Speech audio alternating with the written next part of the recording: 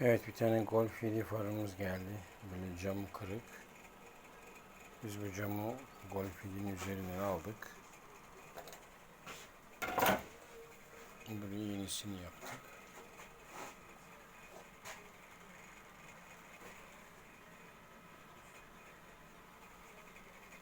Arzu eden müşterilerimize bu şekilde cam yapıyoruz. Pahalı olan farlarda işçilik kurtarıyor.